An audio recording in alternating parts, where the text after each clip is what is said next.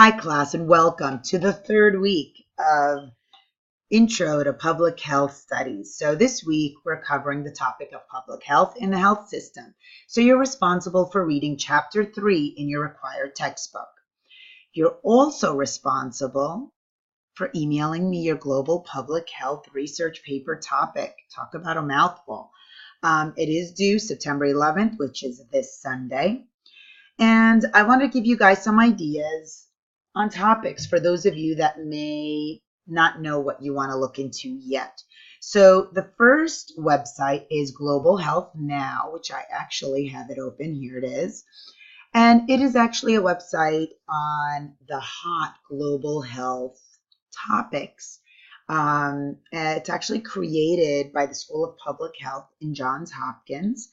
And if you have a specific topic that you're interested in, you could definitely search it on this website. And you could also scroll through the different stories and information to get some ideas. Another website link or web link I have here talks about the top 10 global health issues to follow in 2016. Might give you guys some ideas, but I do strongly suggest for you to choose a topic that sparks your interest. I want you to enjoy researching the topic. All right, so now I'm going to scroll through this week's contents folder and just briefly describe to you materials, links, and information provided to you for this week. Let's get started. So first is the PowerPoint presentation that coincides with your assigned reading.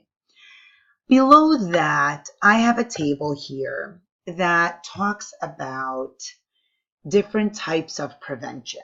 So this is covered in the chapter for this week. We have primary, secondary, and tertiary prevention. So here are 3 different diseases. One is colorectal cancer, second infectious disease, hepatitis C, and last metabolic syndrome. And each one, we're looking at it at 2 intervention levels. So you're looking at it at the individual intervention level and the population. And this will give you an idea of what primary, secondary, and tertiary prevention are. Remember, primary prevention seeks to prevent the onset of specific diseases via risk reduction by altering behaviors or exposures that can lead to a disease, or by enhancing resistance to the effects of exposure to a disease agent. All right? So that's the first level.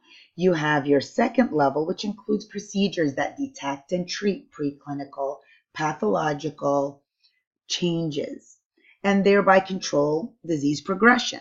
All right, so that is secondary prevention. And last but not least is tertiary prevention, which seeks to soften the impact caused by the disease on the patient's function, longevity, and quality of life.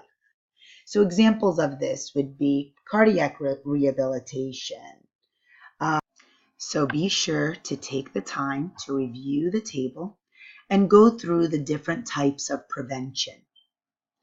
Below that is a very small table that I created just to give you an idea of the difference between traditional healthcare and health promotion, public health, just to kind of help you differentiate the perspectives of both disciplines. All right, so below that is a video that talks about primary care and public health and the way both disciplines, it's very important for them to collaborate since they have a common goal of combating diseases. Below that is a short video by Healthcare Triage on the U.S. healthcare system.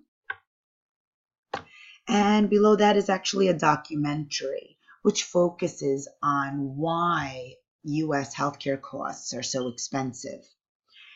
If I'm not mistaken, I remember this video being a little long, just to keep that in mind when you play it.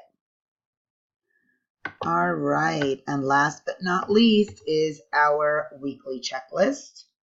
Again, remember to email me your global public health research paper topic. Make sure to read the chapter, review the PowerPoint presentation, and review the tables that I've included in this week's content folder. So that pretty much covers it for this week. If you have any questions, do not hesitate to let me know. Best of luck, everyone, and take care.